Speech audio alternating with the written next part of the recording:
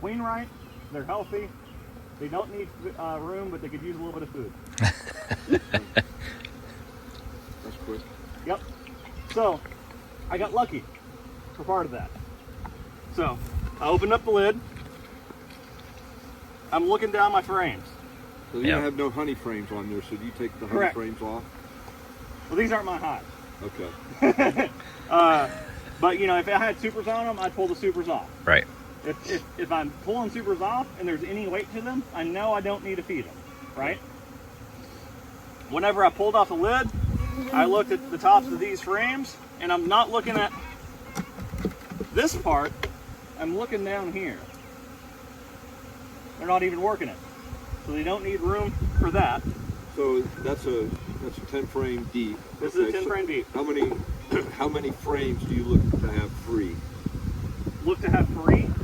Before I'm adding on extra boxes, if I'm going to be there within the next 2 weeks, if I've got 4 frames that they've only just started to work on, I'm happy with that. Okay, so you let them go for 2-3 more weeks. Yep. Okay. So that next inspection, if it's less than 4, you're adding a box. Yep. And mostly, if I see that they're like on that threshold where they've got 3 or 4 frames, I'm just going to bring an extra box with me the next time I'm there. Gotcha. And as long as everything looks like it should, I'm happy with it. So you don't bother to look at any of the frames in the lower box. You assume that because you only have 3 or 4 up in the upper box, that's good for the hive, and you don't. He looked in the bottom. But I did look at the bottom. He peeked in the bottom. He lifted it up and. I looked. Yeah. And looked real quick. You don't have to pull frames to look at them here. So right here, this one, this one, this one, and this one they've hardly started to mess with.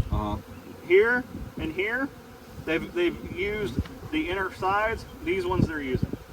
So you're doing that by physically looking inside. By looking through the bottom. Now, am I saying that everyone should do hive inspections like that every single time? No.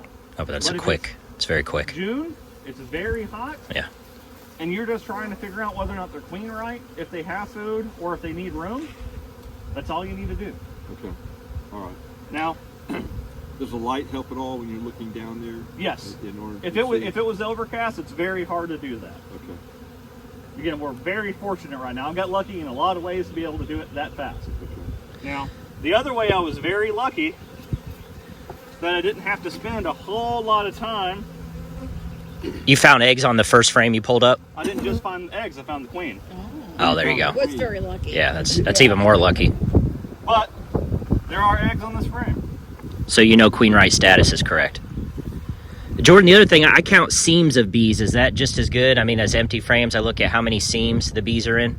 Sort of. Okay. Sort of. As long as they're using the frames, Correct. then it can be. Okay. You know, and the reason I say that is, I don't know if anybody looks at the, whenever people are selling bees, like whole hives on Facebook Marketplace. Yeah. I love looking at those. Because you'll have a hive that's just overflowing with bees. They're doing all these things. It looks like they're just overflowing. And let me just give you a little something real quick while we're talking about it. There's ways to deceive it. You can put a package on those 10 frames, and immediately it looks... Yeah, because they're not necessarily working the frames. Yeah. So, and if you do that enough, you'll have bees just start to cover those frames. Yep. Right? Yeah, because they're going to run away from this. Yeah. Yep.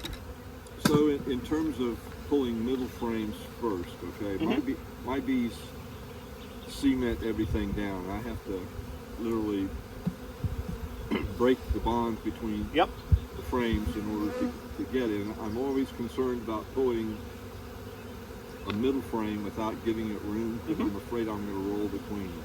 Which is understandable. It's a very good thing to have to worry about. So my habit has been is I'll take the 2 outside frames off and put them on a hanger, and then provide space so I can get to the inside. And that's not being overly cautious. Or, no, I think it's a good way to do it. That's a good practice. And it doesn't take a whole lot more time.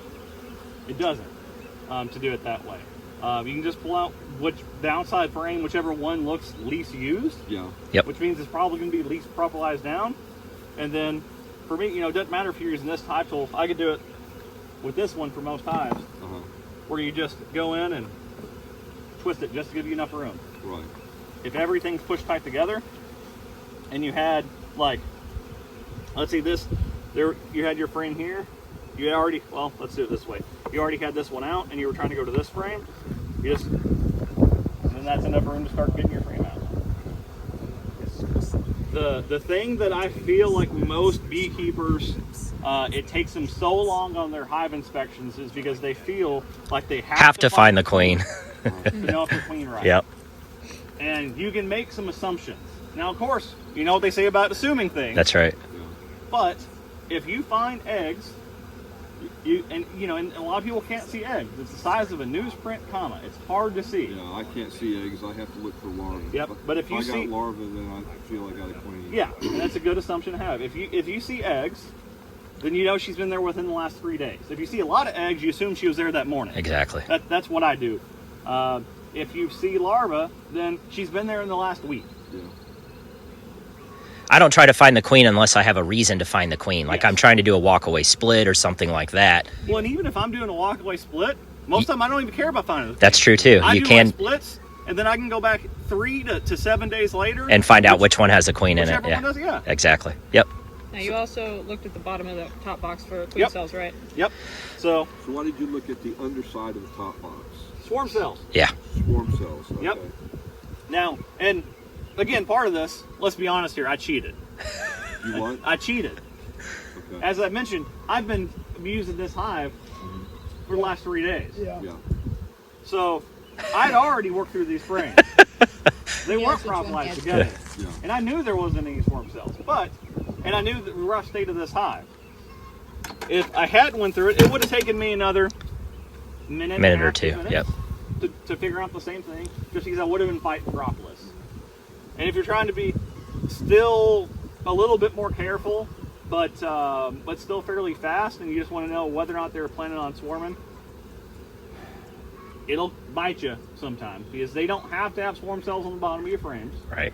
I can attest to that time and time again. You just missed that one, right? And Just missed that one that they built in the wrong spot. Yeah, They exactly. read different books. They read different books from each other. You know, some of them's reading National Geographic, other ones are reading Mad Magazine. So, do you pay attention at all to burr comb? So, commonly my hives will build burr comb between boxes. Yeah. Do you worry about cleaning that, or you just say, hey, have at it? Whenever I'm doing my, and I'm going to make the distinction here, when I'm doing my routine inspections, not my, I have 200 colonies to go through today inspection. Notice, big distinction, I will clean up the burr comb. Yeah. I don't like burr comb being there. It's extra bees getting smashed. If I remove the burr comb, that's an additional indicator for me whenever I go back. If I know that all these frames were bare and they've got, you know, ½ inch of comb built on top of all these, that's another good indicator. They probably need room or they need their frames checkerboarded in. Does anyone not know what I mean by checkerboarding? Okay. So And the burr comb, is that the where they like Brace comb. You've seen it on top. Yeah. so, Like brace comb. So burr comb, there's a few different types of burr comb. There's ladder comb, where they build it on top of frames and bottom of frames and your bottom board where they're going up. And then there's what's referred to as bridge comb, and I'm seeing if I got any. Where In they're between the trying to frames. build it out to the Yeah. side. Yeah. And then there's what I lovingly refer to as my wonky comb. And the wonky comb is where they have, and actually I think it was on this frame, they build it out from the foundation with a bee space gap between it and there. I get rid of that, especially, you know. So, that was not part of the inspection because you've already gone through the hive. Because I've already gone through it, but, But if this is the first time at your hive, yep. okay, how would you have identified the wonky comb? You can see it from the top. Okay. And this was over there. You can see it from the top because you'll see it sticking out and going through. But again, you need good sunlight.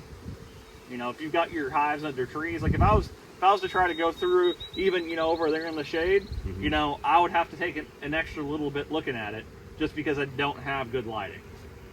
But in terms of the burr comb that is in between boxes that they use to bridge, Okay, that makes it really hard to separate the boxes Yep. to look at it. So when So- you pull that apart and put it back together, you kill bees, and Yes. you're always going to kill some bees. Yep, and you'll kill more if you Drones. leave your burr comb there. Yeah. But do you scrape that off, or do you let it go? Routine inspections, I scrape it off.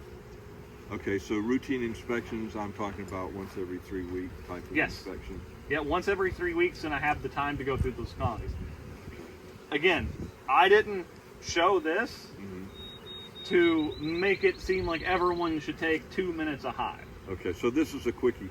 It's a quickie. Yep. Okay. But that is an example of a lot of people take extra time. Everything else is extra time. So if you're finding that you're having to take 40 minutes per hive, what you can always try to do is don't worry about going through every frame. You know, you don't need to.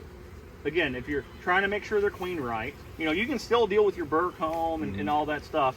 But if you're trying to make sure they're queened right, making sure they have food, check through your frames. And if, let's say that your activity of bees was this wide, I would want to check these outside frames that's right at the edge of the activity to see, are they storing food there yet? Yeah. You know, are they not storing food there, but they have brood? And that's if brood is going so far that there's not food at the outside of their activity, they need food. They need you to feed them at that point. Most likely. I have no idea what'll be in here, so there may be something to graft, may not be. Don't know. Well, that's a good sign there's bees. There are some live bees in here.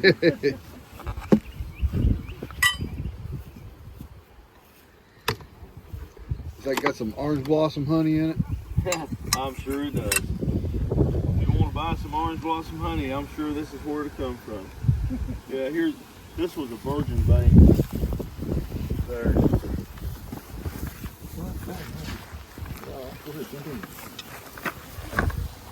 So there should be a laying queen underneath this.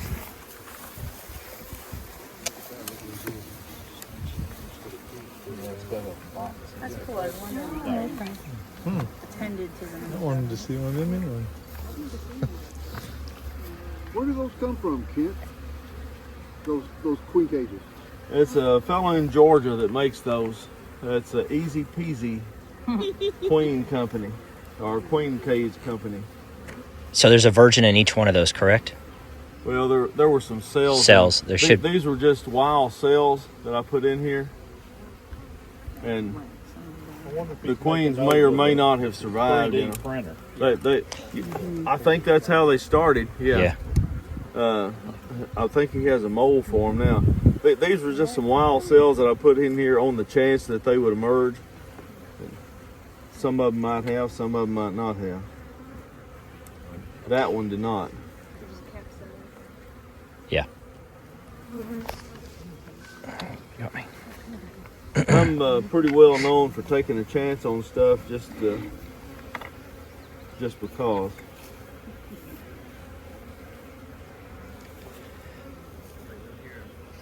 So what are you going to look for to determine if you can get something good to graft from in this colony?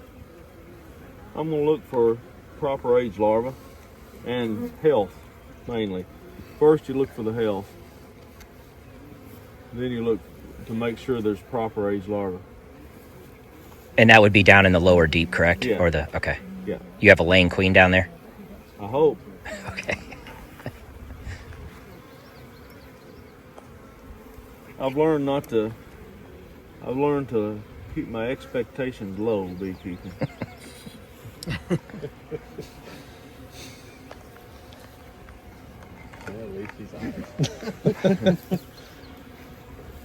I think that's why that we get a lot of people that come through here every year, because they know that when they leave, they'll feel better about themselves. Therapy for beekeepers. That's it. Yeah, and I don't even charge. I mean, Wow, mine's not so bad. you get free therapy. Yeah. Copay $25. Really does. Get one inside. Yeah, I take copays.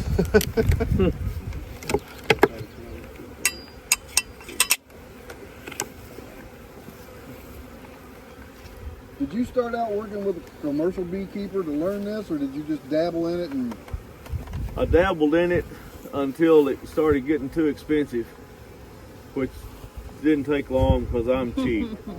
And I realized that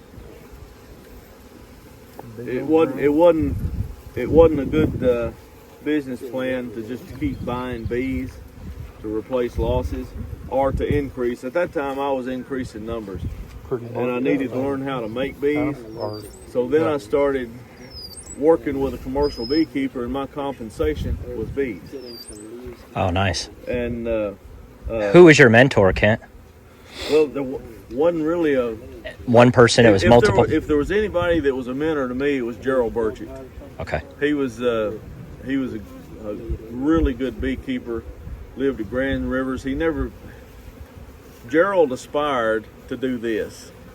He never could get over that hump. Okay. To do it. I think the most bees he ever had was about 75 colonies. You mean he wanted to go commercial? He wanted to get big enough to at least make a sideliner's income from it. He wanted to raise queens, sell queens. He wanted to do the things that I'm doing now, and maybe that's kind of the part of the reason that I do a lot of the things I do now, is because I know that he would wish to do that. But anyway, he probably taught me more about beekeeping as the technical part of beekeeping than anybody else did. But the commercial beekeepers that I worked with, the first guy, he's not even keeping bees anymore, is a fellow named Joe Thatcher from South Dakota, and he was in Henderson, Texas, and I helped his crew for just seasonal for a couple of years, and I worked a lot with Kevin Jester, lots, and I spent a lot of time with him, and I learned a lot from him, but we learned from each other. But by that time, we both were kind of at the same level of beekeeping knowledge, but he knew the commercial side of it, and he knew other commercial beekeepers to introduce me to, and everything else was just taking good advice, and running with it. Dwight Gunner, Dwight and Richard Gunner, Joanne, Dwight's wife, Jim Henready, they were in South Mississippi at the same time that I was, and they're still there. They're still in Lumberton. I moved from Tylertown, which was a little piece away from Lumberton, Cross Point. Darren Strauss, all of those guys were important. And Found your flashlight. Yeah. I did. It was laying under some stuff. Right where you left it. Yeah, right where I left it was the last place That's you what, looked. that's what my dad always The says. last place I looked. Well, how long have you had the farm here? You grew up here. I grew up here. I live in the same house I grew up in. And the farm was in my family. My dad bought it in 1948, but it had been in my family since the 1820s.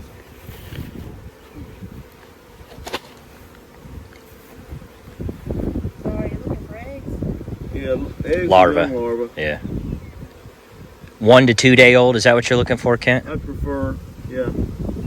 What I'm looking for first is large larvae. And once I find large larvae, You'll go out from there? I'll radiate out Yeah. from there. And it's usually large larvae, smaller, eggs, back up just a little bit. And I'm looking for the dots of, little dots of liquid in the bottom of the cell that I can't see a larva in. That's what I prefer to grab. Do you have any virgins in those cages? Yeah, a couple of dead ones. Oh, okay. Yeah. I'll sell one to you. Gee, thanks. I'm sure they're reasonable. commemorative. They are half price Maybe they're today. fainted. Yeah, they could revive. Fading. You never know. Yeah. This queen cell's been chewed up.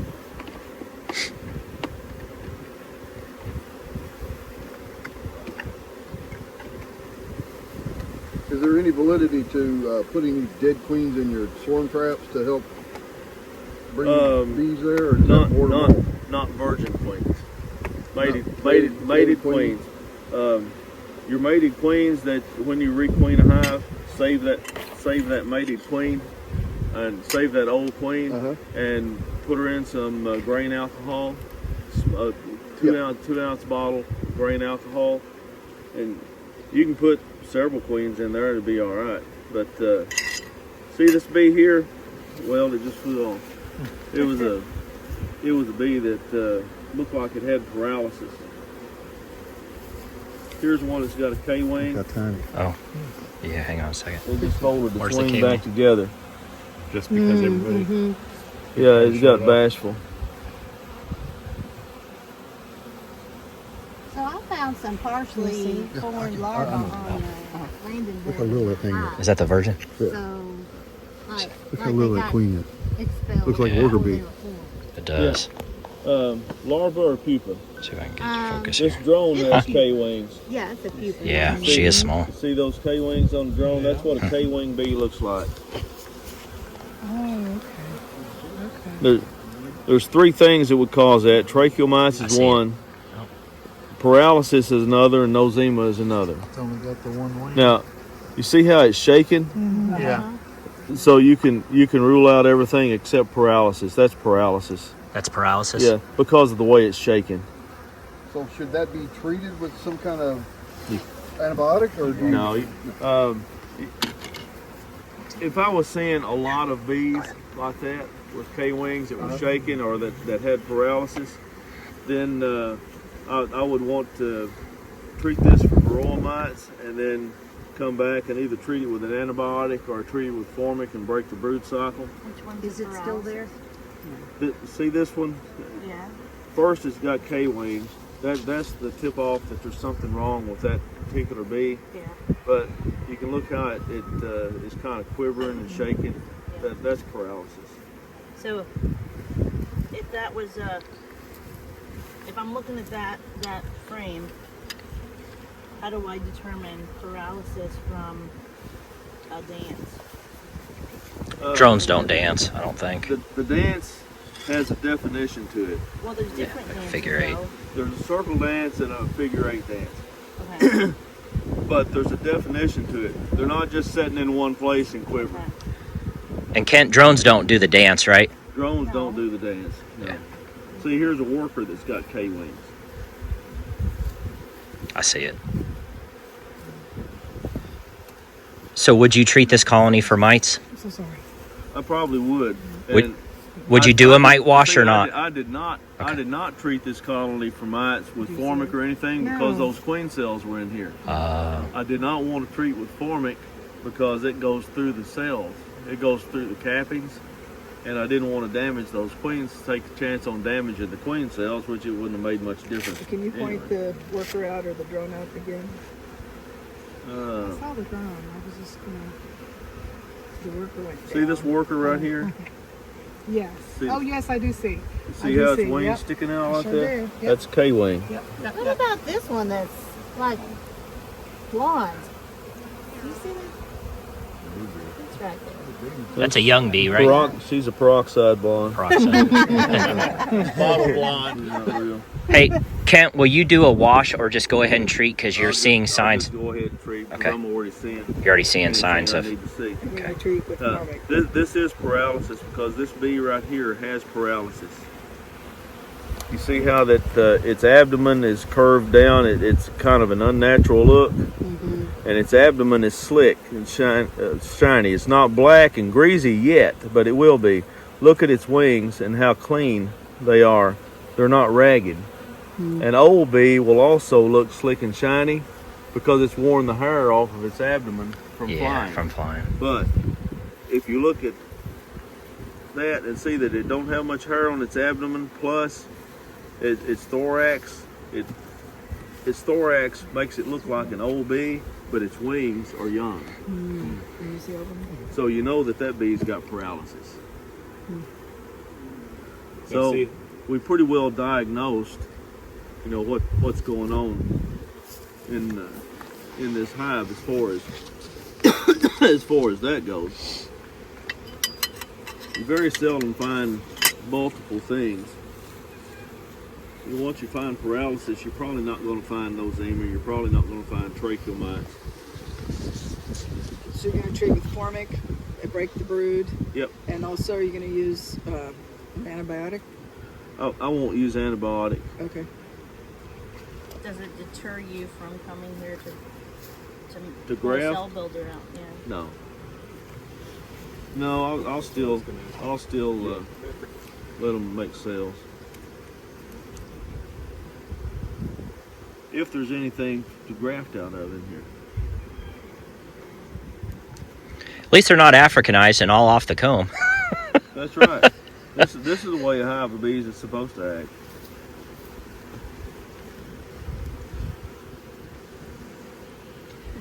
Do you never shake the bees off to get a good look at the comb? You just No. breathe on them? Sometimes I brush them off if I need a better look. What would be the downside of shaking them off? You displace the larva. Ah. That's what I figured. You can tell the frame that has been shaken, and especially if you have a frame of queen cells or with queen cells on it, don't shake the bees off of it because you're likely to Damage the queen. Yep. Likely to damage the pupa. Yeah. Yep. So there's a time frame that you're not supposed to mess with those queen cells from the time they're capped until they're like 14 or right before they emerge, Yeah. right? Well, you can handle queen cells anytime. Just don't pitch them around or Yeah. drop them. Right. You gotta be very delicate with them. The first 24 hours the cell is capped, it's a pre-pupa. And it's not all larva, it's not all pupa, and it's safe to handle. The first 24 hours it's capped. The last 24 hours it's capped is totally safe to handle. But in between that, it's varying degrees of risk. On day 6 and day 10, you're pretty safe.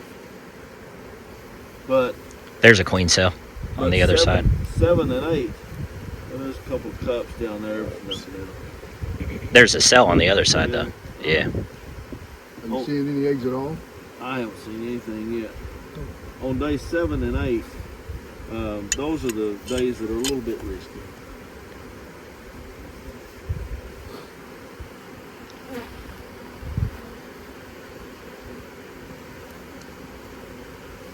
Quite a bit of pollen.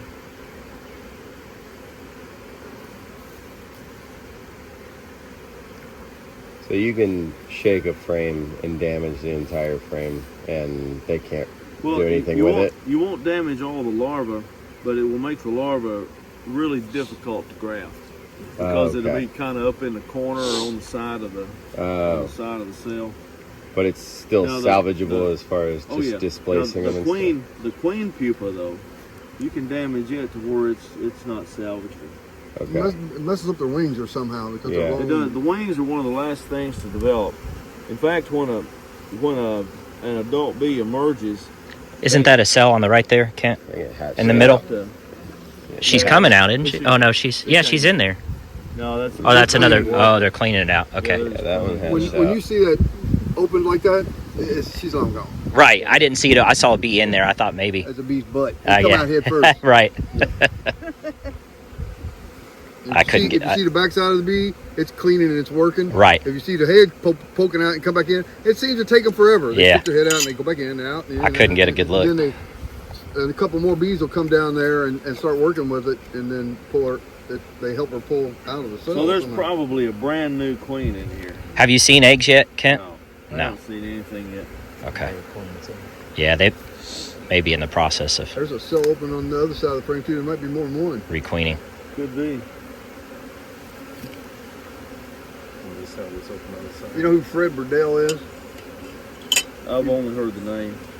He's a beekeeper up in eastern Ohio, and he was talking to him about more than he sold some nukes, you know, and they were talking to him about they had found 2 queens in them.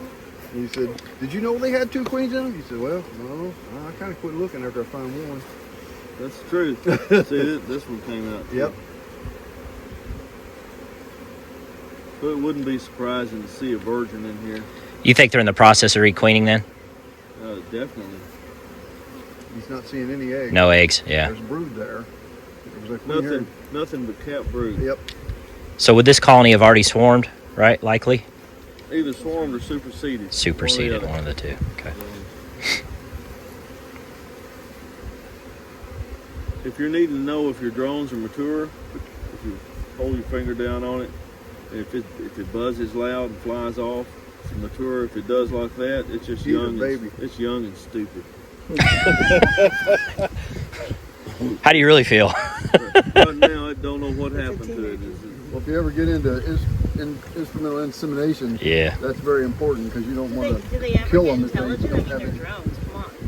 No, they never get a brain. Easy, don't be talking about the guys like They that. never get a brain. Just waiting for fall.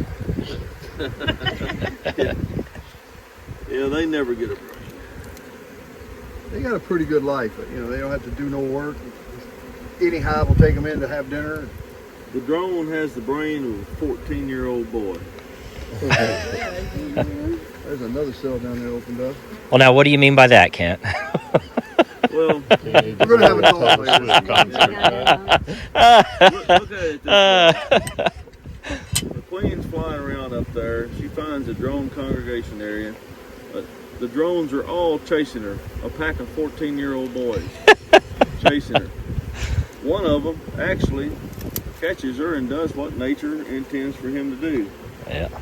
He leaves all of his reproductive system with With her, yeah. and he falls dead to the ground. It's the best and worst day of his life. That drone has to remove that. Has to remove that. Really? In order to mate with a queen.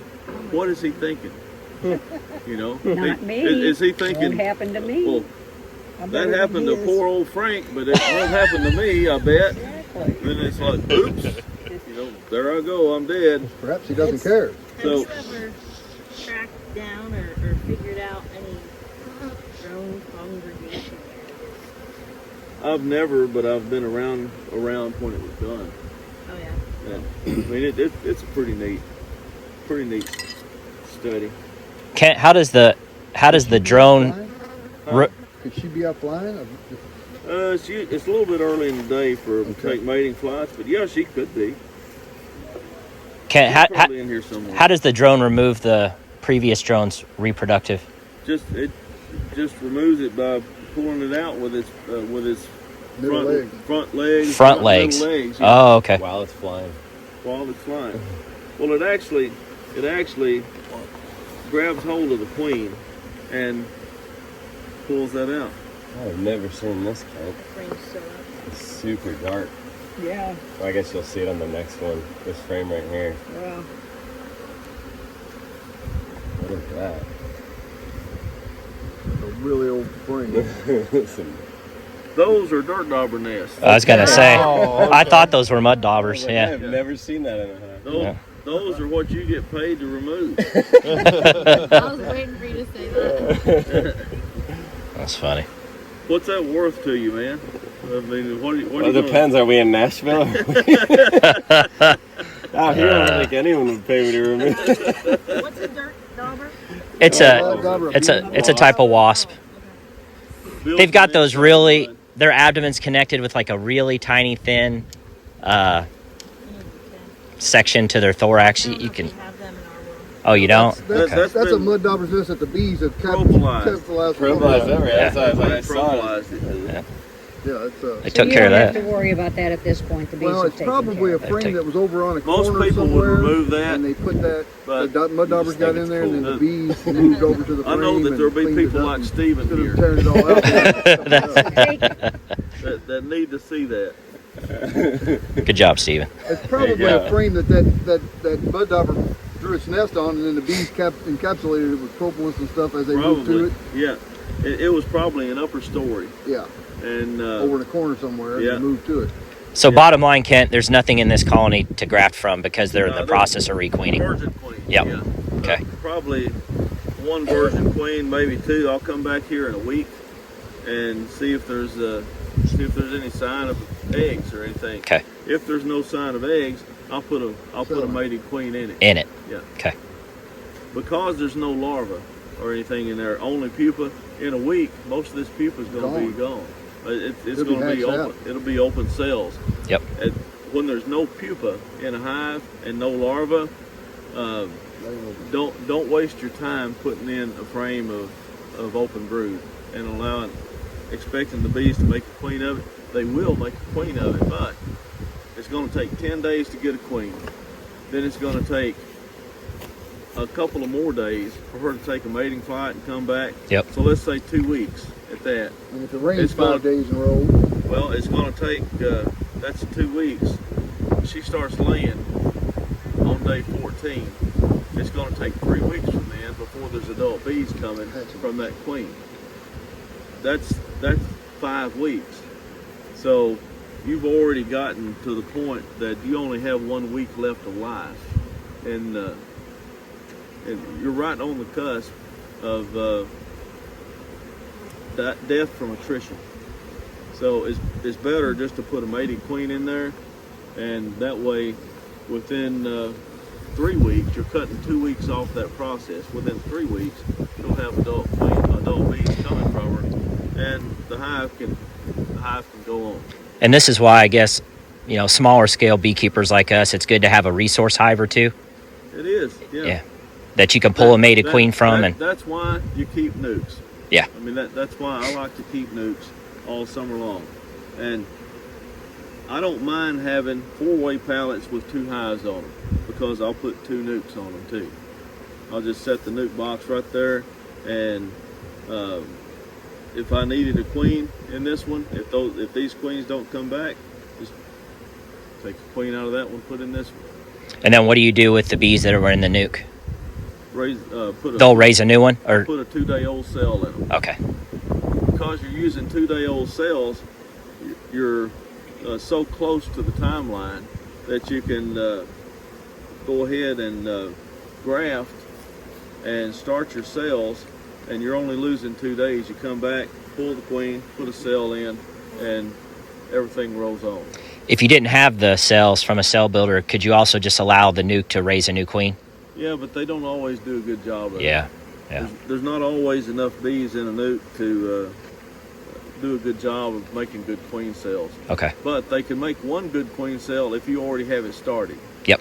If you already have, in 2 days, that queen cell is going to be full of royal jelly. Okay. And when you're putting a 48 to 72 hour cell in, it'll be full of royal jelly. Okay. And that cuts way back on the work that the hive has to do to make a queen cell, to make a good queen cell. All right, thanks.